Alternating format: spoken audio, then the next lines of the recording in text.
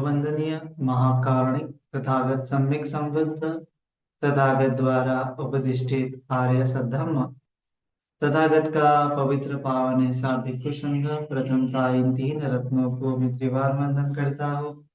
वैसे ही मेरे गुरु आचार्य उपाध्याय जी को भी त्रिवार वंदन करता हूँ तथा जिन जिन महापुरुषों ने धम्म का प्रचार प्रसार किया उनके प्रति कृतज्ञता व्यक्त करता हूँ तथा बुद्ध कौन है इस ग्रंथ के जो लेखक है बंदे ज्ञानानंद महाथेरो इनको भी त्रिपाद वंदन करता हूँ तथा जुड़े हुए सभी शील संपन्न श्रद्धावान उपासक उपासिकाएं बालक तथा बालिकाएं सभी के प्रति मंगल मैत्री मंगल कामना करता हूँ।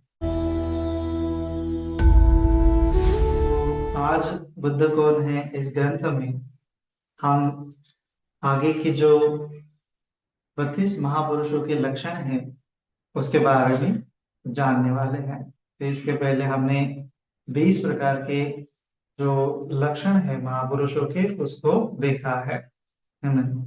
और ये लक्षण उनको कौन से पुण्य की वजह से प्राप्त होते हैं वह भी हमने देखा था कि किस प्रकार से उन्होंने दान शील सेवा और लोगों को मदद करना प्राणी हिंसा नहीं करना सभी प्राणियों के प्रति दया भाव रखना जो व्यक्ति आगे बढ़ना चाहता है उसको आगे बढ़ने के लिए मदद करना इस प्रकार के नाना प्रकार के कुशल कर्म कल्याणकारी धर्म बोधिसत्व ने मनुष्य रहते हुए किए हैं। तो उसके प्रताप से उनको ये 32 महापुरुषों के लक्षण प्राप्त होते हैं। कल हमने 20वां देखा था, आज हम 21वां लक्षण देखेंगे। अभिनील नेत्रो, है ना, कि अभिनील नेत्र होते हैं उनके, गहरे नीले रंग का उनका नेत्र होता है। जो हमारा आंख जिस प्रकार से काला होता है उस प्रकार से उनका जो आंख होता है नील वर्ण होता है, नीले नीले रंग का होता है।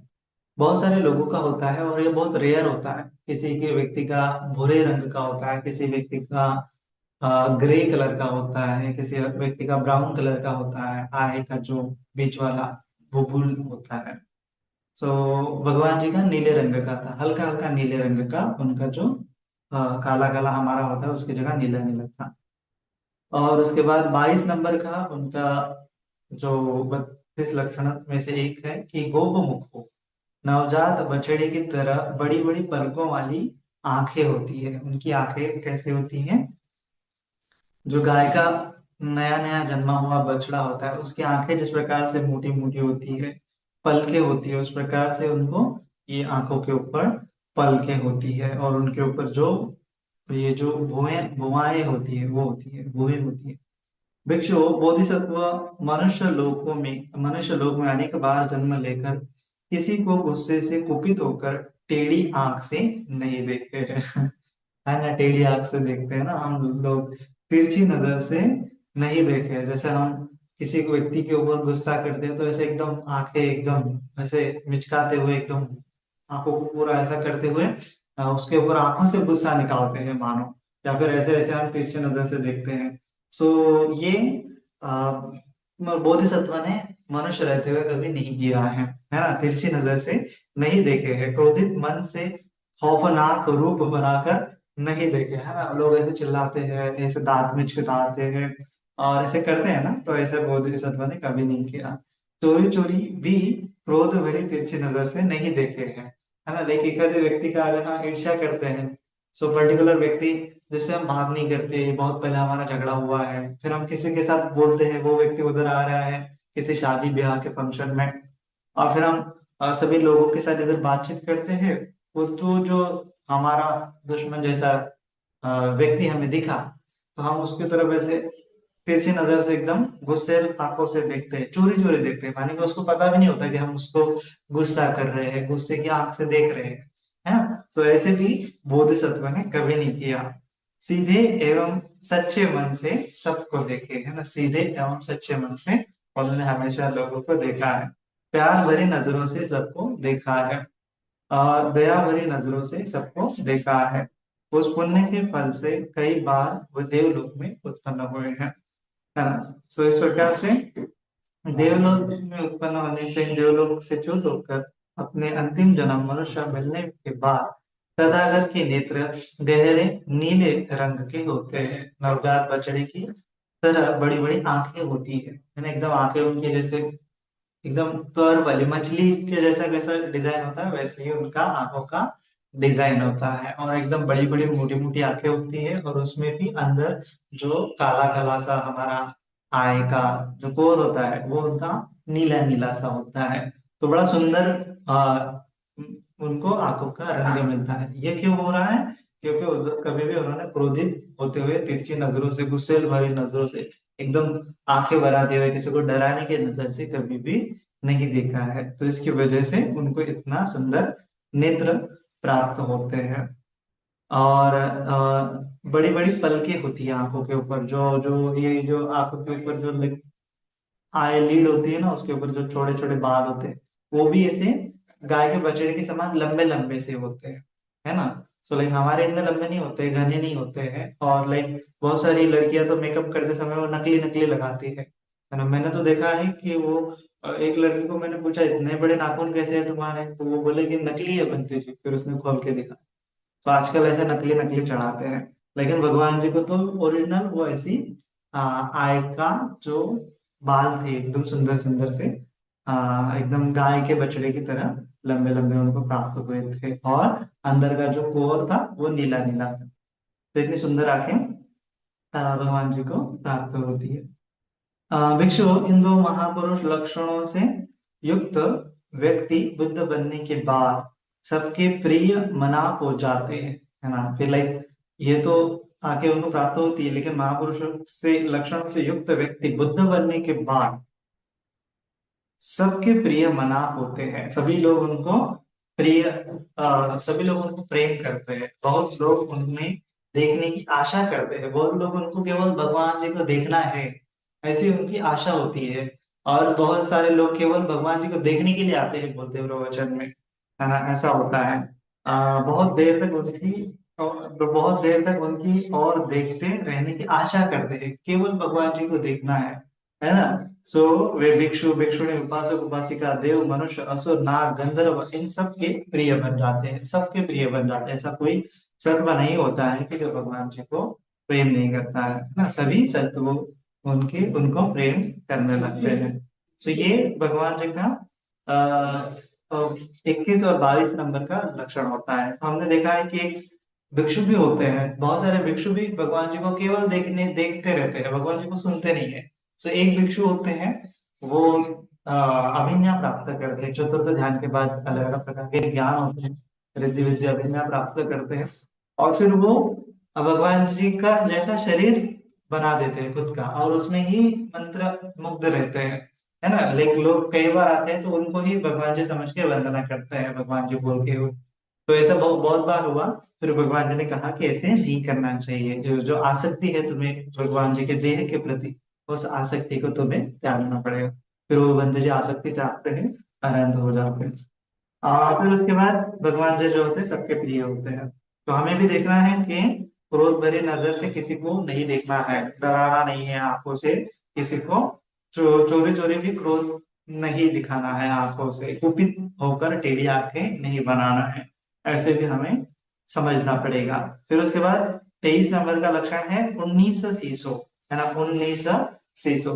पूर्ण ललाट से सुशोभित एक संपूर्ण सिर होता है ना। इनका उनका एकदम जो शीश होता है ये बड़ा होता है, और ये जो अ, आंखों के ऊपर क्या होता है, लाइक सिर के ऊपर एकदम ऐसा मानो क्राउन है, थोड़ा सा ऐसा उनका शीश होता है। भिक्षु, बोधिसत्व मनुष्य लोक में अनेकों बार जन्म लेकर दूसरों को कुशल पुण्य करने व करवाने में मुख्य बने हैं। ये बात सबसे इंपॉर्टेंट है ना, कि बोधिसत्व मनुष्य लोक में अनेकों बार जन्म लेकर दूसरों को कुशल पुण्य करवाने में मुख्य बने हैं, है ना। बहुत लोगों को कुशल धर्मों में स्थापित करने वालों में से मुख्य बने हैं। कि लाइक लोगों को उन्होंने प्रेरित किया कि आप पुण्य करो, है ना। आपको आके आगे आगे पुण्य करना पड़ेगा। अभी बहुत बार होता है ना, हम लाइक महिला मंडल होता है, उपासिका संघ होता है, उपासक संघ होता है, तो लाइक कहीं दान कर्म करते हैं, कहीं हम सेवा कर्म करते हैं, कहीं किसी विहार में जब जाते हैं, सो लाइक बहुत सारी ऐसी महिलाएं होती है कि जो आगे आगे आगे आगे आती है, लेकिन वो दूसरों को कुशल कर्म नहीं करने देते हैं। सो ऐसा होता है कई बार कि मेरे ही कर्म होने चाहिए, मेरे ही कर्म होने चाहिए। ये तो एक अच्छी बात है कि एक लाइक हमारे पुण्य कर्म होने चाहिए इसीलिए हम आगे आते हैं, लेकिन उसके साथ साथ हम अगर लोगों को भी पुण्य करवाने का अवसर देना चाहिए, लोगों को भी कभी आगे करना चाहिए, है ना। जब आप लोगों को आगे करते हो, उनको पुण्य, उनसे हाथों से पुण्य करवाते हो, तो उसमें आपका पुण्य हो जाता है, और वो बड़ा पुण्य हो जाता है। उससे भी ज्यादा बड़ा पुण्य होता है कि जब आप लोगों को प्रेरित करते हो पुण्य करने के लिए, है ना। तो इसीलिए अगर कोई आ रहा है कि मुझे करने दो, है ना, तो आप उनको करने का अवसर देना चाहिए। ये नहीं सोचना चाहिए कि मुझे ही करना चाहिए, है ना। सो ऐसे हमें सोचना चाहिए। कई बार ऐसे लगे 10 फ्लावर हमने खरीदे हैं कमल के पुष्प, तो लाइक अगर कोई व्यक्ति आता है और वो बोलता है कि मुझे भी फ्लावर चढ़ाना है लेकिन मुझे फ्लावर नहीं मिला है, तो हमने क्या करना चाहिए, उसको अपना फ्लावर देना चाहिए कि तुम भी ऑफर करो जाके, है ना। क्योंकि क्या है, हम तो कर लेंगे, हमारे मन में श्रद्धा है तो हम फिर ऑफर कर लेंगे, हमारे मन में श्रद्धा है तो हम फिर दान कर लेंगे, हमारे मन में श्रद्धा है तो फिर हम सेवा कर लेंगे। लेकिन जो व्यक्ति नया है, जिसको करने की इच्छा है, सो लाइक हमने क्या करना चाहिए, उसको आगे आके बोलना चाहिए कि तुम जाके करो, है ना। इस प्रकार से कुशल करवाने में मुख्य बने हैं बोधिसत्व, हमेशा लोगों को आगे करते हैं, वो खुद नहीं आगे होते पुण्य कर्म करने में। तो ये उनका बड़ा त्याग एक प्रकार से होता है, और इससे क्या होता है कि लोगों के मन में श्रद्धा जो है बढ़ती है, बहुत लोगों को कुशल धर्मों में स्थापित करवाने में मुख्य बने हैं। तो इस प्रकार से वो लोगों को मोटिवेट करते हुए कुशल धर्मों में स्थापित करवाते हैं, उसमें भी वो मुख्य बने हैं। तन मन वाणी को शांत करने के लिए, दानशील आदि गुणों को बढ़ाने के लिए, माँ पिता गुरुजनों श्रमण ब्राह्मणों को सेवा सत्कार करने के लिए जनता को प्रेरित किए हैं, है ना। जनता को प्रेरित किया कि भाई तुम तन मन वाणी को शांत करो, शांत करने का अभ्यास करो, दानशील आदि गुणों को बढ़ाने का अभ्यास करो, क्योंकि ये कुशल धर्म है। माता पिता की सेवा करना है, गुरुजन श्रवण ब्राह्मणों की सेवा सत्कार करने के लिए उन्होंने लोगों को मोटिवेट किया है, तुम भी इस प्रकार से करो, करना चाहिए, प्रेरित किया है जनता को, हमेशा प्रेरित किया है कि अच्छे अच्छे पुण्य कर्म करो। उस पुण्य के फलस्वरूप वे कई बार देवलोक में उत्पन्न हुए, है ना। ये पुण्य करने की वजह से, ये एक जन्म में नहीं किया है उन्होंने, अनेकों जन्मों में, अनगिनत जन्मों में उन्होंने ऐसा किया है। तो इस पुण्य की वजह से कई बार तो देवलोक में उत्पन्न हुए हैं। अभी बहुत सारे लोग बोलते हैं कि हमें देवलोक जाना है, देवलोक जाना है, लेकिन आपने सीखना पड़ेगा कि इतने सारे अगर आप पुण्य कर लेते हो तो आपको निश्चिंत हो जाना चाहिए कि मुझे तो देवता लोक इजीली मिल जाएगा, इतना बड़ी बात नहीं होती। लेकिन आपको खुद को केवल धर्म मार्ग पर आगे आगे रखना पड़ेगा, है ना। सेवा दानशील सेवा है, भावना है, मिथ्या भावना है, क्रोध नहीं करना है, इतना केवल करने से भी हम देवता लोक में जा सकते हैं। कहा गया है कि सच्चंग बने न कुछ दज्जापम भी याचितो एते ही ते थाने ही गच्छन्ति गच्छे देवान संति के, कि सच्चंग बढ़े, एक अगर आप सत्य बोलते हो, सत्य का जो मुसावादा विरमणी है इसकी पालन करते हो, न कुछ जय क्रोध नहीं करते हो, सच्चंग बढ़े न कुछ जय, दज्जा अपम भी याचित हो, कि कोई अगर याचना करता है कि मुझे चाहिए तो आप उसको थोड़ा देते हो, थोड़ा भी याचना करता है थोड़ा भी आप देते हो, तो इस पुण्य के प्रताप से एते ही तिन तिहे ठाणे ही गच्छे देवान संति के, इन 3 कर्मों की वजह से आप देवता लोक में जा सकते हो, इतना इजी है देवता लोक में जाने का। तो उसके बारे में ज्यादा सोचना नहीं, केवल हमें धर्म मार्ग पे स्थित रहना है, धर्म मार्ग में आगे आगे बढ़ना है, और अगर बने प्रयास अच्छे करें तो हम श्रोतापन्न सकृदागामी अनागामी अवस्था तक भी पहुंच सकते हैं, निर्वाण की अवस्था तक। तो हमें निर्वाण का ध्येय रखना चाहिए, तो देवता लोग तो इजीली मिल ही जाएगा, इतना आप माइंड में फिट कर लो।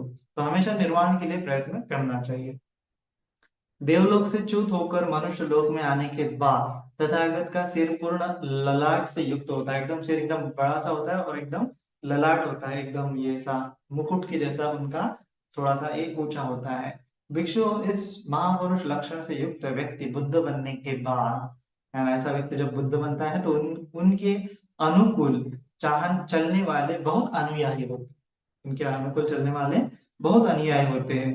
क्यों ऐसा है? क्योंकि उन्होंने लोगों को प्रेरित किया है कि तुम भी धर्म मार्ग पर चलो। और अनेक, एक जन्म की बात नहीं, हजारों हजारों जन्म में उन्होंने ऐसा किया है कि लोगों को कुशल धर्म सिखाए है, दान करना सिखाया है, शील पालन करना सिखाया है, मन में शांति रखना सिखाया है, सेवा सत्कार करने का सिखाया है ना। तो कुशल कर्मों को प्रेरित करने के लिए लोगों को प्रेरित किया है। तो उसकी वजह से कई बार तो उनके अनुयायी जो होते हैं, बुद्धा के टाइम में जो उत्पन्न होने वाले लोग होते हैं, तो दरअसल कई जन्मों में वो उनके साथ होते हैं और उनको भगवान जी ने बोधिसत्व रहते हुए कई बार मदद की है, कई बार उनको अच्छे पुण्य कर्म करने के लिए मोटिवेट किया है। तो ऐसे जितने सारे लोगों को उन्होंने मदद किया है, उससे कई गुना उनके क्या हो जाते हैं, अनुयायी बन जाते हैं, है ना। तो भिक्षु भिक्षुणी, उपासक उपासिका, देव मनुष्य असुर नाग गंधर्व, ये सभी बुद्ध के उपदेश के अनुसार ही धर्म आचरण करते हैं, है ना।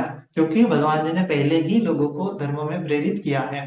तो जब ये सम्यक संबुद्ध बनते हैं तो इजीली लोग लाइक वो धर्म चक्र प्रवर्तन कर पाते हैं, है ना।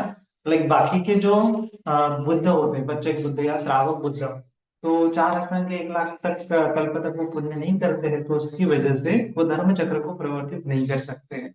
लेकिन बोधिसत्व कर सकते हैं, है ना। और सुनने के बाद भगवान जी ने जैसा ही शब्द बोला, जैसे ही शब्द बोले, जैसे ही उपदेश किया, तो सुनते सुनते ही सामने वाला व्यक्ति जो है होता है पूरी तरह से धर्म को धारण कर देता है, श्रोतापन्न चक्रधरामी अनागामी अनंत अवस्था तक पहुंच जाता है। तो ये भगवान जी के पुण्य का ही बल है। फिर उसके बाद 24 नंबर का उनका लक्षण है एक एक लोमो। एक एक रोम कूप में एक एक रोम होता है ना। हमारे शरीर पर जो त्वचा पे जो रोम होते हैं, बारीक बारीक केस होते हैं, तो भगवान जी का एक छिद्र में एक ही रोम होता है, एक छिद्र में एक ही केस होता है। और बहुत सारे लोगों का क्या होता है, एक छिद्र में दो तीन ऐसे ऐसे होते हैं, और बहुत सारे दृढ़ होते हैं। लेकिन भगवान जी का जो भगवान जी का जो रोम होता है वो भी एकदम मुलायम सा होता है और लाइक भूरे रंग का होता है, ब्राउन रंग का। फिर उसके बाद बोला गया है 25 नंबर का, उन्नास बहु बहुकंतरे, उन्नास बहुकंतरे जाता उनकी हो जाता मधु फूल सन्निभा, आंखों के दोनों कोण के बीच बहुत कोमल हुई जैसा श्वेत पूर्ण रोग होता है ना। आंखों के दोनों कोणों के बीच में बहुत कोमल रुई जैसा श्वेत पूर्ण रोग होता है। यहाँ पे सफेद सफेद से चमकने वाला एक मानो कुंजा बना हुआ होता है, इन बालों का रोग का। तो वो भी एकदम सफेद वर्ण का होता है। भिक्षु बोधिसत्व मनुष्य लोक में उनको बार जन्म लेकर झूठ बोलना त्याग कर झूठ से अलग हो, दूसरों को धोखा देने से अलग हो, सत्य परिस्थिति की सत्य पर ही स्थापित रहे, है ना। क्या किया है, झूठ बोलना त्यागा है भगवान जी ने, कभी भी झूठ नहीं बोला है। दूसरे को धोखा देने से अलग हो, सत्य पर ही स्थापित रहे, किसी को उन्होंने ठगा नहीं है, धोखा नहीं दिया है, वो हमेशा सत्य पर स्थापित रहे हैं। लाइक सत्य का हमेशा उन्होंने सहारा किया है। ऐसा ऐसा कहा जाता है कि भगवान जी ने 4 असंख्य 1 लाख कल्प तक, लाइक जब से वो सुमेध बोधिसत्व से उन्होंने संकल्प लिया, तब से लेके ये बुद्ध अवस्था तक, बुद्ध अवस्था बनने के बाद भी भगवान जी ने बोधिसत्व रहते हुए ये सत्य मुसावदा वेरमणि सिक्कावदा समाधियां, ये सत्य पारमिता को कभी खंडित नहीं की। दूसरी पारमिता कभी कभार खंडित हो जाती है, जैसे प्राणी हिंसा कभी कभार खंडित हो जाती है वगैरह वगैरह, लेकिन ये जो सत्य पारमिता है 4 असंख्य 1 लाख कल्प तक हमेशा कंटिन्यू रहती है। एक जन्म में भी वो सत्य से परे नहीं होते हैं, हमेशा सत्य के साथ रहते हैं। और भले ही इस सत्य को टिकाने के लिए उनकी मौत भी आ जाए, लेकिन फिर भी वो पीछे नहीं हटते, हमेशा सत्य का साथ देते हैं, सत्य के साथ रखते हैं। तो इसकी वजह से इनके 4 आर्य सत्य का दर्शन होता है ना। इसीलिए वो इस ब्रह्मांड का ज्ञान, सत्य ज्ञान पाते हैं। अन्यथा क्या होता है कि कोई व्यक्ति नहीं पा सकता है, कोई व्यक्ति आधा अधूरा ही पा सकता है, क्योंकि इतना ज्यादा सत्य पारमिता का अभ्यास, इतना ज्यादा शीलों का कड़ाई से पालन सत्य का, तो ये सम्यक संबुद्ध महाबोधिसत्व के अलावा कोई नहीं कर सकता है। तो इसीलिए सत्य परिस्थिति पर ही वो स्थापित रहे, सत्य ही बोले हैं, सत्य से सत्य मिलाकर बात किए, सत्य से सत्य मिलाकर बात किए हैं, विश्वास करने योग्य वचन ही बोले हैं, दुनिया को ठगे नहीं है। है ना। लेकिन दुनिया को ठगे नहीं है, अपने स्वार्थ के लिए। हम ठगते क्यों है? क्योंकि हमारे मन में लोभ है, स्वार्थ है, इसीलिए हम लोगों को ठगते हैं, है ना। और हमारे मन में अहंकार होता है, हम लोगों को गुमराह करते हैं, दिखावा करते हैं। लेकिन भगवान जी ने ऐसा कभी भी नहीं किया है, सत्य ही बोला है, सत्य के साथ ही वो रहे हैं, सत्य को सत्य से मिलाकर बात किए हैं, है ना। सत्य को सत्य से मिलाकर बात किए हैं, है ना। ये भी बहुत जरूरी है। हम कई बार क्या होता है कि लाइक हम जब बोलते हैं, सो बोलते हैं तो क्या होता है कि सत्य क्या है, सत्य कैसे बोलना चाहिए। तो भगवान जी ने कई सूत्रों में तो ऐसा है कि सत्य कैसे बोलना चाहिए। तो लाइक भगवान जी ने बताया है कि जो सुना हुआ है उसको बोलना चाहिए कि सुना हुआ है। जैसे आप किसी को बात करते हैं, किसी को बताते हैं, किसी के साथ बोलते हैं, तो ऐसा नहीं कि मैं बोल रहा हूँ इसीलिए ये नहीं, मैंने कहीं सुना है तो उसको बोलना है कि सुना है ना। इवन हम ये सुनते हैं ना कि सभी शुद्ध सुनते हैं हम। तो आनंद बद्री जी ने सुत्त का संज्ञान किया है, सुत्त पिटक का रचना किया है। तो वो हमेशा बोलते हैं ना कि हाँ, एवं में सुतम एकम समय भगवान, कि ऐसा मैंने सुना है कि एक समय में भगवान यहाँ पे विहार कर रहे थे। सो लाइक भगवान जी ने फिर ये देवता आया, उसको ऐसा ऐसा उपदेश दिया है। सो शुरुआत करते समय आनंद बद्री जी डायरेक्टली बोल सकते हैं कि भगवान जी ने ऐसा ऐसा उपदेश दिया है, लेकिन नहीं, एवं में सुतम मैंने ऐसा सुना है कि भगवान जी ने मुझे ऐसा बताया है ना। वो डायरेक्टली नहीं बताते हैं। तो ये हमें विशेष खबर लेनी चाहिए। बौद्ध साहित्य में ये चीजें हमें हमेशा हमेशा मिलती है। भगवान जी के जितने भी आप या फिर भगवान जी के जो उपासक श्रावक संघ है, जब वो प्रवचन देते हैं, जब वो बोलते हैं तो ऐसे ही बोलते हैं, है ना। सुनी हुई बात को सुना हुआ बोलते हैं, देखी हुई बात को आप देखा हुआ बोलते हैं कि ऐसा मैंने देखा है ना। और फिर उसके बाद पढ़ी हुई बात को पढ़ा हुआ बोलते हैं, है ना। मेरे अनुभव से मैं बता रहा हूँ ऐसा, अनुभव से बता रहा हूँ ऐसा बोलते हैं, है ना। लाइक और क्या होता है कि मुझे ऐसा लगता है तर्क के आधार पर, या फिर मैं तर्क करके ऐसा बता रहा हूँ, ऐसा वो बोलते हैं। तो उन बातों को क्या हो जाता है, ऑथेंटिसिटी आ जाती है। सत्य को सत्य से सत्य मिलाकर बात की है ना। कि सत्य है तो कैसे सत्य है, तो इस प्रकार से सत्य है कि मैंने सुना है, ये बात झूठ नहीं है, मैंने तो सुना है। तो ऐसा मैं आपको बता रहा हूँ, ये बात झूठ नहीं है कि मैंने पढ़ा हुआ है, पढ़ा हुआ है कहीं तो मैं आपको वो बता रहा हूँ, है ना। लाइक अगर मैंने पढ़ा नहीं है फिर भी मैं बोल रहा हूँ कि मैंने पढ़ा है, तो वो झूठ है। मैंने सुना नहीं है फिर भी मैं बोल रहा हूँ कि मैंने सुना है, तो झूठ है। मैंने देखा नहीं है फिर भी मैं बोल रहा हूँ कि देखा है, तो झूठ है ना। और फिर बता भी रहा हूँ तो फिर हमें ये विशेष ध्यान दे के बताना चाहिए कि सुना है तो सुना है बोलना चाहिए, देखा है तो देखा हुआ, पढ़ा हुआ है तो पढ़ा हुआ, लगता है आपको तो लगता है मुझे, ऐसा इस प्रकार से बताना चाहिए। सो ये हमेशा बात बौद्ध साहित्य में हमें देखने को मिलती है। तो इसी वजह से बौद्ध साहित्य हजारों सालों तक आज तक कायम टिका हुआ है और बढ़ रहा है ना। और ये इसमें सत्य के अलावा हमें कुछ नहीं मिलता है ना, केवल सत्य मिलता है। तो ये भगवान जी की ही देन है ना, कि वो सत्य बोले हैं, सत्य बोलने को सिखाए हैं। तो हमें भी सत्य बोलने को सीखना चाहिए, है ना। विश्वास करने योग्य ही वचन वह बोले हैं, है ना। एक आधा व्यक्ति क्या होता है कि मैं बोल रहा हूँ इसलिए विश्वास करो, ऐसे नहीं है ना। आप जब बताते हो कि फलाना फलाना गुरु आचार्य से मैंने सुना है, फलाना फलाना व्यक्ति से मैंने ऐसा सुना है, सो आपकी वाणी पर लोग विश्वास करते हैं। अन्यथा केवल आप बोलते जाएंगे तो आपके ऊपर कोई विश्वास नहीं करता है।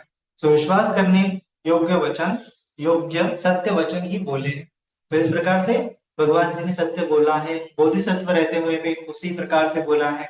दुनिया को ठगे नहीं है, झूठ का सहारा लेते हुए, अहंकार के वशीभूत होते हुए लोगों को ठगा नहीं है। उस पुण्य के फलस्वरूप वे कई बार देवता लोक में उत्पन्न हुए हैं।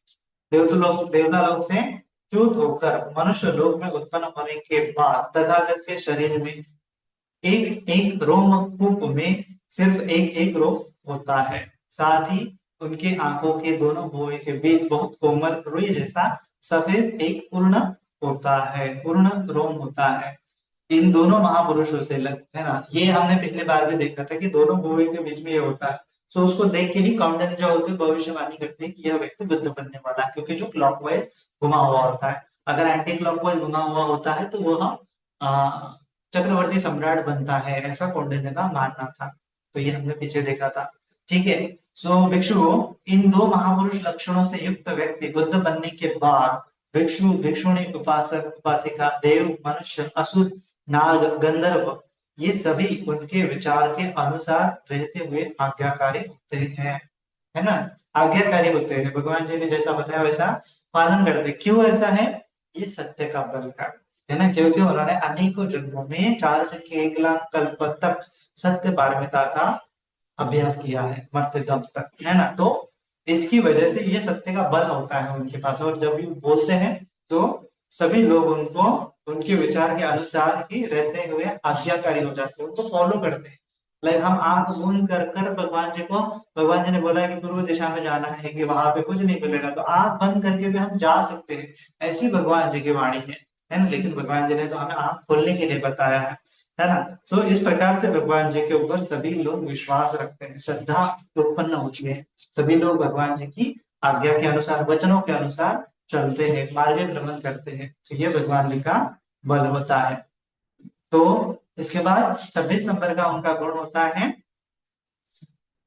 44 दंतों। ऊपर 20 और नीचे 20, ऐसे कुल 40 दांत होते हैं ना। उनके दांत एकदम ऊपर में 20 होते हैं, नीचे में 20 होते हैं। हमारे कितने होते हैं? 16 होते हैं, नीचे 16 होते हैं, 16 16 32 होते हैं ना। तो उनके 40 होते हैं। फिर उसके बाद बोला गया है अविरल दंतो, 27 नंबर का। ये उनका लक्षण होता है, दांतों के बीच रिक्त जगह या छिद्र नहीं होता है। ऐसे दांत उनके या तो टेढ़े मेढ़े नहीं होते हैं, और ना ही उनके दांतों में कोई छिद्र होता है ना। तो एकदम प्लेन ऐसे दांत होते हैं, आगे ये ऊपर वाले भी और नीचे वाले भी। और कितने होते हैं? 20 20, है ना। 20 दंत सुदंतो, वो ऐसा है। सो भिक्षु बोधिसत्व मनुष्य लोक में अनेकों बार जन्म लेकर किसी में भेद करने के लिए, किसी की एकता भंग करने के लिए कभी चुगली नहीं किए है ना। सो कभी चुगली नहीं किए हैं, एक दूसरे को लड़वाने वाले वचन नहीं बोले हैं, है ना। पहले तो उन्होंने ये मूसा वाला वेरमणि का जो शील फॉलो किया, फिर उसके बाद मूसावादा में भी क्या होता है? विष्णुनाय वाचाय वेरमणि, है ना, कि चुगली चाहड़ी नहीं करना है। फिर परुषाय वाचाय वेरमणि, कठोर वचन नहीं बोलना है। और फिर संकल्पलाफा वेरमणि, सिखावदा समाधियामी, कि व्यर्थ बकवास नहीं करना है। तो ये 3 होते हैं, और मूसावादा मिलकर 4 होते हैं। तो ये 4 वाणी के कर्म होते हैं। तो 4 वाणी के कर्म उन्होंने कभी बंद नहीं किए, खंडित नहीं किए हैं। एक दूसरे को लड़वाने वाले वचन नहीं बोले हैं, एक दूसरे का झगड़ा हो जाए ऐसे वचन उन्होंने कभी नहीं बोले हैं। जिस वचन से लड़ झगड़ झगड़ कर अलग अलग हुए लोग आपस में मिल जाते हो, है ना, मिलजुल कर रहने वाले लोग खुशियां बढ़ती हो, वे वैसे ही वचनों का उपयोग किए हैं, है ना। लाइक कैसे किए हैं, कैसे वचन बोले हैं? फिर मुसावादा नहीं बोला है, चुगली चाड़ी नहीं की है, कठोर वाणी नहीं बोली है, झूठ नहीं बोला है। तो बोला क्या है फिर? तो बोला कैसा है? बोला गया है सम्यक वाणी, कि जिस वचन से लड़ झगड़ कर अलग हुए लोग आपस में मिल जाते हैं, तो वो मिलाने वाली बात बोलते हैं। दूर करने वाली, झगड़ा लगाने वाली बात नहीं बोलते हैं। लोगों को आपस में मैत्री करने वाली, समझौता करने वाली, शांति प्रस्तावित करने वाली वाणी बोलते हैं, है ना। और मिलजुल कर रहने वाले लोगों को अगर उनकी वाणी सुनते हैं तो उनकी खुशियां बढ़ जाती है, ऐसी वाणी बोलते हैं। वे वैसे ही वचनों का उपयोग किए हैं। इस पुण्य के फलस्वरूप वह कई बार देवलोक में उत्पन्न हुई। देवलोक से च्युत होकर मनुष्य लोक में आने के बाद तथागत के कुल 40 दांत होते हैं। साथ ही उनके दांतों के बीच रिक्त छिद्र नहीं होता है ना। भिक्षु, इन 2 महापुरुष लक्षणों से युक्त व्यक्ति बुद्ध बनने के बाद उनके परिवार को कोई भेद नहीं सकता, है ना। उनका परिवार मतलब वे परिवार संपत्ति से युक्त होते हैं। तथागत के जीवन काल में भिक्षु भिक्षुणी, उपासक उपासिका, देव मनुष्य, असुर नाग गंधर्व, इन बुद्ध परिवार को कोई भेद नहीं सकता है ना। कि ये जो भगवान जी का परिवार है, भिक्षु संघ, भिक्षुणी संघ, उपासक संघ, उपासिका संघ, ये देवता, ये मनुष्य का संघ, ये असुर का संघ, ये नाग का संघ, ये गंधर्व का संघ, ग्रुप, यानी ये भगवान जी को श्रद्धा रखने वाले लोग है, सत्व है। तो इनमें कोई फूट नहीं डाल सकता है, इनको कोई खंडित नहीं कर सकता है, इनको कोई कुमार्ग पर नहीं ले जा सकता है ना। ऐसे, क्योंकि भगवान जी ने क्या किया है? एकता रखने वाली बात बताई है। कई जन्मों में उन्होंने एकता रखने वाले ही वचन बोले हैं, लोगों को खुशियां बढ़ाने वाले वचन बोले हैं, लोगों को सुख प्रदान करने वाले वचन बोले हैं। तो जो सब भगवान जी का परिवार है वो भगवान जी के हमेशा प्रेम करता है ना। ये भिक्षु भिक्षुणी संघ, उपासक उपासिका संघ, गंधर्व मनुष्य, ये सब देव है ना, जो श्रद्धा रखते हैं भगवान जी के ऊपर, विश्वास रखते हैं, भगवान जी को प्रेम करते हैं, आज्ञाकारी होते हैं भगवान जी के, ऐसा भगवान जी का परिवार होता है। तो इस परिवार को कोई भेद नहीं सकता, कोई मार, कोई ब्रह्म, कोई समण ब्राह्मण इसको भेद नहीं सकता है। ये भगवान जी का हम देखते हैं ना, अभी तक बुद्ध शासन जो है कायम है। लाइक ठीक है, भारतवर्ष से लुप्त हो गया, लेकिन श्रीलंका, थाईलैंड, म्यांमार, इन आशियाई देशों में बुद्ध शासन स्थापित रहा है ना। 2500 साल होते जा रहे हैं, 2500 हो चुके हैं। तो ये बुद्ध शासन का जो संघ है, भगवान जी का परिवार है, इसको कोई खंडित नहीं कर सकता। तो उसके बाद बोला गया है 28 नंबर का उनका लक्षण है, बहुत जीव हो, लंबी जीभ होती है उनकी, जीभ एकदम लंबी होती है, बोलते जैसे आंख बाहर बाहर निकालेंगे तो ये नाक को भी टच हो जाती है, इतनी बड़ी उनकी जीभ होती है ना। सो लाइक इतनी, हमारी जीभ तो नाक को स्पर्श नहीं करती, किसी किसी के एकदम कोना कर सकता है, लेकिन भगवान जी की बहुत लंबी होती है और नाक के ऊपर भी स्पर्श कर सकती है। बहुत जीव बोलते, बहुत लंबी जीभ होती है। फिर 29 नंबर का उनका लक्षण होता है, ब्रह्म सरो करवी कभाणी, है ना, करवी कभाणी, ब्रह्म सरो करवी कभाणी, महाब्रह्मा की तरह गंभीर एवं करवी कोयल की तरह मधुर उनका स्वर होता है ना। महाब्रह्मा का स्वर जितना गंभीर होता है, या फिर कोयल जितना मधुर कुहू कुहू बोलती है, उस प्रकार से भगवान जी का ब्रह्म स्वर होता है ना। ब्रह्म स्वर की जैसी वाणी होती है, या फिर कर्वी जो पक्षी होता है उसके जैसी वाणी होती है, आवाज होता है भगवान जी का, स्वर होता है, आवाज होता है। सुभिक्षु मनुष्य, मनुष्य भिक्षु बोधिसत्व मनुष्य लोक में अनेकों बार जन्म लेकर कठोर वचन का त्याग किए हैं, वो कठोर वचन नहीं बोले हैं। ऐसे वचन, वे ऐसा वचन बोले जो दोष रहित हो, कानों को प्रिय लगे, है ना। हमेशा कठोर वचन कभी नहीं बोला है, भले ही सत्य है, लेकिन किसी का, लाइक हम बोलते हैं ना, जीव तोड़ते हैं तो किसी का मन तोड़ देते हैं, दिल तोड़ देते हैं, विश्वास तोड़ देते हैं। उस व्यक्ति को एकदम वो वाणी सुनते हुए क्या हो जाता है, अंदर से एकदम तिलमिला उठता है, अंदर से एकदम मानो कांच टूट गया है, ऐसा उसका हृदय हो जाता है। किसी किसी व्यक्ति, किसी किसी के व्यक्ति के वचन इतने ज्यादा कठोर होते हैं। सो कठोर वचन उन्होंने कभी नहीं बोले, हमें भी नहीं बोलना चाहिए। चाहे हमारे बच्चों को, चाहे हमारे माता पिता के साथ हम जब बात करते हैं, कभी कभी झगड़ा हो जाता है, सो हम कठोर वाणी का प्रयोग करते हैं बच्चों के ऊपर। तो लाइक बच्चों के ऊपर खासकर कठोर वाणी का उपयोग नहीं करना चाहिए, उनको एकदम करुणा से समझाना चाहिए कि क्या सही है क्या गलत है ना। एकदम करुणा है, एकदम मैत्री है, तो वह बच्चा समझ सकता है। केवल हमें कभी कभार थोड़े से उनको पुश करने के लिए हम उनको थोड़ा सा बहुत बोल सकते हैं, लेकिन मन में भीतर हमारे कटुता नहीं होनी चाहिए। हमारे मन में क्या होना चाहिए, मैत्री ही होनी चाहिए, करुणा ही होनी चाहिए, है ना। किसी को कठोर वाणी बोल के दुखी नहीं करना चाहिए। वे ऐसा वचन बोले जो दोष रहित हो, है ना। दो लोगों के ऊपर दोष लगाने वाला वचन नहीं बोलना है, कानों को प्रिय लगे ऐसा ही वह वचन बोले हैं। बार बार सुनने की आशा आए, है ना, बार बार सुनने का मन करे ऐसा ही वह वचन बोले हैं। मन को लुभाए, आदर्शवादी हो, कल्याणकारी हो, है ना, मन को लुभाने वाला आदर्शवादी और कल्याणकारी वचन ही वह बोले हैं। तो उस पुण्य के बल से वे कई बार देवलोक में उत्पन्न हुए हैं ना। ये एक जन्म की बात नहीं है, कई बार हजारों हजारों जन्मों में उन्होंने ऐसा किया हुआ है। तो देवलोक से च्युत होकर मनुष्य लोक में आने के बाद तथागत, तथागत लंबी चौड़ी जीभ प्राप्त करते हैं। सबसे पहले तो एकदम उनका स्वर जो होता है वो लंबी चौड़ी जीभ के कारण ही इतना मधुर स्वर होता है। साथ ही उनका स्वर महाब्रह्मा की तरह गंभीर और कर्मी कोयल की तरह मधुर होता है। सो ये उनके दो लक्षण, उनको शारीरिक लक्षण प्राप्त होते हैं। फिर आध्यात्मिक क्या प्राप्त होता है उनको, भिक्षु इन दो महापुरुष लक्षणों से युक्त व्यक्ति बुद्ध बनने के बाद सभी लोग उनके वचन को बहुत खुशी से स्वीकार करते हैं। अगर भगवान जी उनको कुछ बताते हैं तो बहुत खुशी से स्वीकार करते हैं, अरे हाँ ये भगवान जी ने बताया, तो उसको लेके वो अपना जीवन यापन करते हैं। है ना। बहुत सारे लोग भगवान जी के पास आते हैं, भगवान जी को प्रश्न पूछते हैं, फिर भगवान जी उनको बोल देते हैं, संत वो लोग संतुष्ट हो जाते हैं, उसमें भी खुश हो जाते हैं कि भगवान जी ने मुझे ये बताया, ये बताया। उसको जाके अपना जीवन में वो अप्लाई करना चालू कर देते हैं, बहुत खुशी खुशी से वो स्वीकार करते हैं। बहुत कम ऐसे लोग रहे हैं भगवान जी के जीवन में कि जिसने भगवान जी की वाणी को स्वीकार नहीं किया है ना। भगवान जी की वाणी सुनकर खुश नहीं हुए, ऐसे बहुत ही गिने चुने लोग हैं। लेकिन ज्यादातर लोग तो भगवान जी के वचन सुनकर तो बहुत खुशी खुशी स्वीकार करते हैं। भिक्षु भिक्षुणी, उपासक उपासिका, देव मनुष्य असुर नाग गंधर्व, ये सारा बुद्ध परिवार भगवान के वचन को बड़े आदर गौरव से स्वीकार करते हैं, है ना। कि भगवान बुद्ध जी का एक एक शब्द जो है बहुत अमूल्य है, बहुत महत्वपूर्ण है।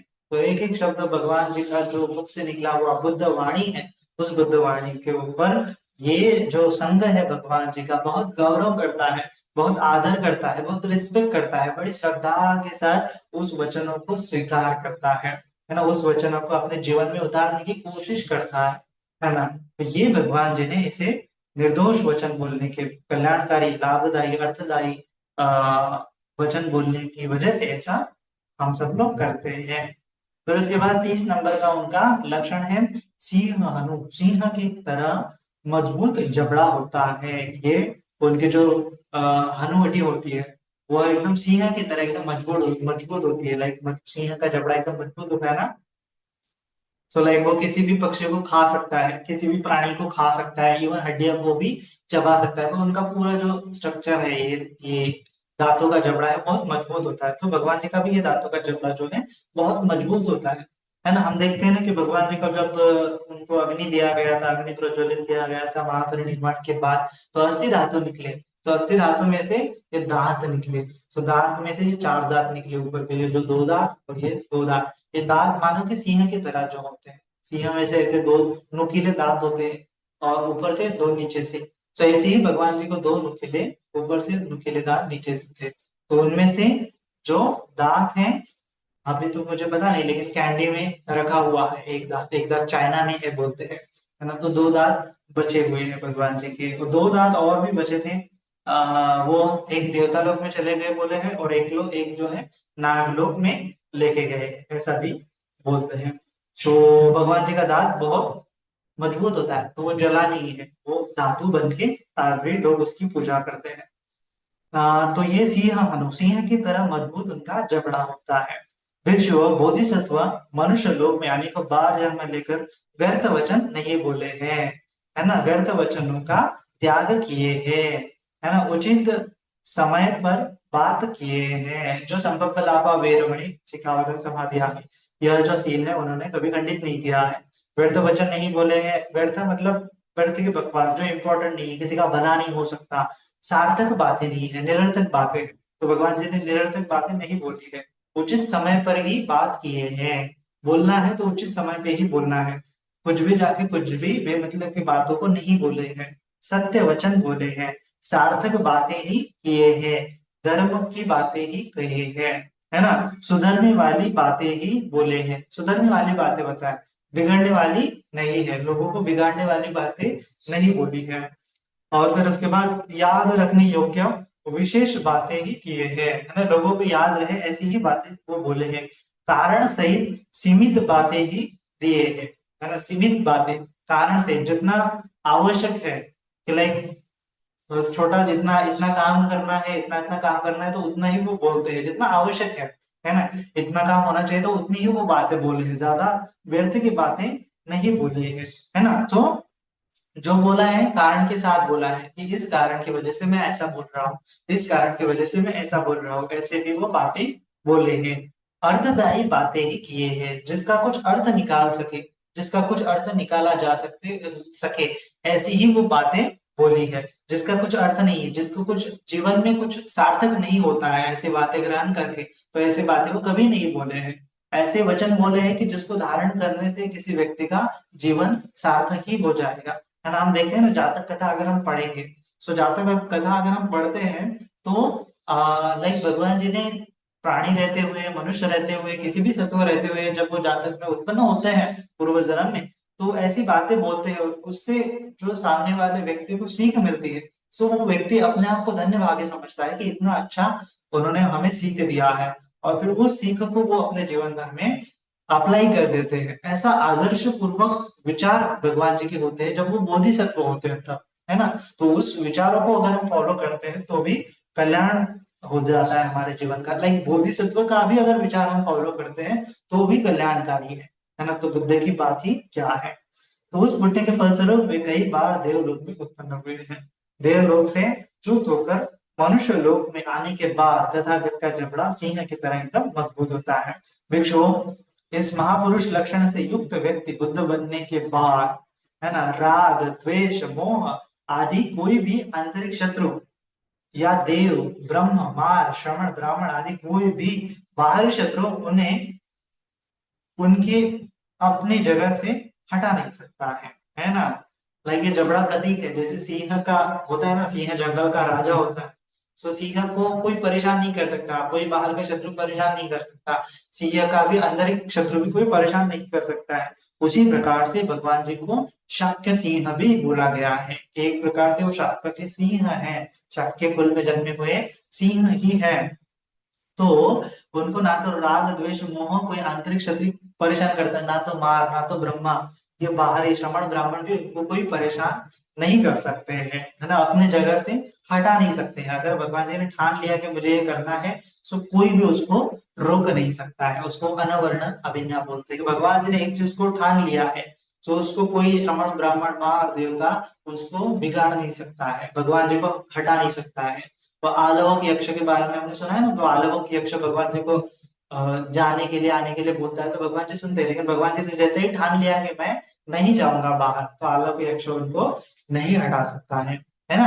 फिर आलवक यक्ष बोलता है, आलवक यक्ष बहुत पावरफुल होता है, वो भगवान जी से लड़ाई करने के लिए चाहता है, लेकिन भगवान जी उससे भी ज्यादा पावरफुल होते हैं। वो भगवान जी के सामने हिल भी नहीं पाता है, तब उसको उसकी कमी का एहसास हो जाता है कि मैं तो भगवान जी के सामने कुछ भी नहीं हूँ। तो भगवान जी का वो उपासक बन जाता है ना। तो इस प्रकार से है। सो कोई भी बाहरी या आंतरिक शत्रु भगवान जी को अपनी जगह से हिला नहीं सकता है। एक बार भगवान जी ने डिसाइड कर लिया, सो डिसाइड कर लिया, तो उसको कोई रोक नहीं सकता है। फिर उसके बाद 31 नंबर का होता है समदंतो, दांत बराबर होते हैं, है ना। लाइक ऊपर वाले दांत और नीचे वाले दांत एकदम सिमिलर सिमिलर होते हैं, है ना। एकदम ऊपर जैसे जैसा आकार उकार से है, नीचे भी उसी आकार उकार से होते हैं। स्वम दंतो। और फिर उसके बाद 32 नंबर का लक्षण है सुसुक दांठो, बहुत सफेद दांत होते हैं, एकदम सफेद वर्ण होते हैं, सफेद बोलते हैं ना उसको, एकदम पांढरे शुभ्र दांत होते हैं। भिक्षु मनुष्य, भिक्षु बोधिसत्व मनुष्य लोक में अनेकों बार जन्म लेकर मिथ्या आजीविका से अलग रहे हैं। उन्होंने तराजू से दूसरों को कभी ठगा नहीं है। ये मिथ्या आजीविका का कभी उन्होंने आचरण नहीं किया है, हमेशा सम्यक आजीविका का ही उन्होंने आचरण किया है। तो अभी यहाँ पे बोला है कि उन्होंने तराजू से दूसरों को कभी ठगा नहीं है। जैसे लाइक तराजू में हम जाते हैं मार्केट में कुछ सामान खरीदने के लिए, सब्जी वगैरह या फिर दाल चावल खरीदने के लिए, तो जो दुकानदार है कभी कभी क्या करते थे पुराने जमाने में, वो तराजू के नीचे चुंबक लगा देता था, कुछ वेट लगा देता था, तो उससे वो जल्दी ही नीचे चला जाता था, वो जो चावल है, जो धान है, अनाज है ना। तो इसको इसकी वजह से वो क्या करता है, लोगों को ठगता है। लेकिन बोधिसत्व ने कभी भी ऐसा नहीं किया है। चाहे हजारों लोग कर रहे हैं, लेकिन बोधिसत्व ने कभी भी ऐसा नहीं किया है। माप तोल में दूसरों को धोखा नहीं दिया है, हमेशा माप तोल एकदम सही किया है, कभी किसी को धोखा नहीं दिया है, नहीं किया है। रिश्वत नहीं लिए हैं, है ना। ये आज के लोगों ने क्या करना चाहिए, इसका बहुत बड़ा भगवान जैसे बोधिसत्व से सीखना चाहिए कि रिश्वत नहीं लेना है। रिश्वत लिया तो एक मिथ्या आजीविका होती है। सो बोधिसत्व ने कभी भी रिश्वत नहीं लिया है, घूसखोरी किसी की नहीं किया है, अपना काम जो है ईमानदारी से किया है। जितना उनको पैसा मिला, जितना उसका ईमानदारी का कमाई हुआ, उतने में ही वो संतुष्ट रहे हैं। सो ये संतुष्टि का जीवन वो हमेशा जिए हैं, इसीलिए उन्होंने ईमेल ईमानदारी से किया है, रिश्वत लेने की जरूरत ही नहीं पड़ी है। तो इसलिए भगवान जी ने बोला है कि संतुष्टि परमम धनम। तो जब हम संतुष्टि पूर्वक जीवन जीते हैं तो एक परम धन हमारे पास होता है, फिर हमें और कुछ धन की आवश्यकता नहीं है। लेकिन हम क्या करते हैं कि बाहरी भौतिक धन के पीछे भागते हैं, फिर सम्यक आजीविका का खंडन कर देते हैं, मिथ्या आजीविका की तरफ बढ़ते हैं। फिर लोगों को ठगना, झूठ बोलना, करप्शन करना, है ना, धोखाधड़ी करना, ये सब चीजें करते हैं। फिर अकुशल कर्म हो जाते हैं, फिर दुर्गति में जाते हैं, फिर दुर्गति में जाने के बाद क्रंदन करते हैं, शोक विलाप करते हैं, है ना। सो ऐसा समय हमारे ऊपर नहीं आए, इसीलिए हमें सम्यक आजीविका का पालन करना चाहिए। किसी को धोखा नहीं दिया है बोधिसत्व ने, झूठा को सत्य के रूप में दिखा, दूसरों को फंसाई नहीं है ना। झूठे को सत्य कभी भी उन्होंने नहीं बताया है। जो झूठा है सो झूठा है, जो सत्य है सो सत्य है। कभी भी पार्शियलिटी नहीं, कभी भेदभाव नहीं किया, न्याय पूर्वक अपना जीवन जिया है, लोगों को भी न्याय के जीवन बताया है। सो ये कूटनीति का भी प्रयोग उन्होंने कभी नहीं किया है। कूटनीति एकदम दूसरों को कपट से गिराने के लिए, खुद ऊपर उठने के लिए कभी उन्होंने ऐसा कूटनीति षड्यंत्र नहीं किया है। हमेशा ईमानदारी के साथ वो आगे बढ़े हैं, ईमानदारी के साथ किसी पद को, प्रतिष्ठा को प्राप्त किए हैं। कोई व्यवसाय उद्योग को उन्होंने ईमानदारी के साथ ही किया हुआ है। जो कुछ भी व्यवहार किया है ईमानदारी के साथ ही किया है ना। झूठ को सत्य के रूप में दिखाकर कभी भी उन्होंने व्यवहार नहीं किया है। उनका आचरण देखो, इतना परिशुद्ध आचरण नहीं किया। सो काटना, बांधना, गाँव लूटना, राहगीरों से लूटपूट, दुष्कर्म आदि, इन सब बातों से अलग रहे हैं। फिर ये चोरी डकैती, गांव को लूटना, राहगीरों को लूटना, ये तो बहुत दूर के अकुशल कर्म होते हैं, वो तो कभी भी बोधिसत्व ने नहीं किए हैं। उस पुण्य के फलस्वरूप वे कई बार देवलोक में उत्पन्न हुए हैं, है ना। और देवलोक से च्युत होकर मनुष्य लोक में आने के बाद तथागत के सारे दांत पंक्ति क्रम बराबर होते हैं, एक ही साथ दांत होते हैं, और साथ ही उनके दांत बहुत सफेद होते हैं, शुभ्र वर्ण के होते हैं। वृक्षों, इन दो महापुरुष लक्षणों से युक्त व्यक्ति बुद्ध बनने के बाद उनके परिवार बहुत पवित्र और गुणवान होते हैं। उनका जो परिवार होता है ना, वो कैसा होता है, एकदम पवित्र होता है और गुणवान होता है। तो क्या कौन सा है उनका परिवार? भिक्षु, भिक्षुणी, उपासक, उपासिका, देव, मनुष्य, असुर, नाग, गंधर्व, इनसे युक्त बुद्ध परिवार। ये जो बुद्ध परिवार मतलब बुद्ध के ऊपर श्रद्धा रखने वाले सभी क्या है, बुद्ध परिवार के अंतर्गत आ जाते हैं। बुद्ध परिवार बहुत पवित्र और गुणवान होता है ना। सो इस प्रकार से ये हम बुद्ध परिवार का हिस्सा है, तो हमें अपने आप को धन्य मानना चाहिए, और भगवान जी का इतना सुंदर पवित्र जीवन को याद करते हुए हमें भी पवित्रता के साथ जीवन को जीना चाहिए। तभी उनको वो सही मायने में उनके प्रति श्रद्धा है, तभी सही मायने में उनका हम रिस्पेक्ट करते हैं, ऐसा समझना चाहिए, है ना। तो ये 32 प्रकार के लक्षण यहाँ पे आज संपन्न होते हैं, है ना। सो इस प्रकार, इस तरह संसार में बहुत पुण्य करने के कारण बोधिसत्व के शरीर में सर्व संपूर्ण 32 महापुरुष लक्षण अंकित थे, है ना। ये जो 32 प्रकार के लक्षण के उपदेश दीर्घ निकाय में लक्षण सूत्र में बताया गया है, वहां से ही ये सूत्र का उपदेश आपको, तो ये बुद्ध कौन है, इस पुस्तक में दिया गया है।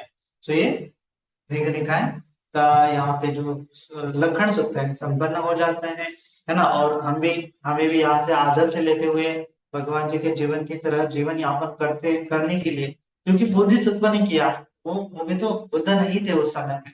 सो बोधिसत्व ने किया है तो हम भी कर सकते हैं। ऐसे हमारे मन में क्या करना चाहिए, एकदम श्रद्धा, एकदम आत्मविश्वास जगाना चाहिए, और ये भगवान जी के बोधिसत्व के जैसा एकदम सत्य के साथ, एकदम मैत्री के साथ, एकदम दूसरों की भलाई करने के साथ, दान पुण्यशील भावना समाहित करने के साथ हमारा जीवन आगे आगे बढ़े, तो कितना धन्य भाग्य है ना। ऐसा हमें विचार करना चाहिए। ठीक है, तो आज के लिए इतना ही। सभी के लिए मंगल मैत्री मंगल कामना करता हूँ। सभी का मंगल हो, सभी का कल्याण हो, सभी जन सुखी हो, सुखी हो, सुखी हो। साधु साधु साधु।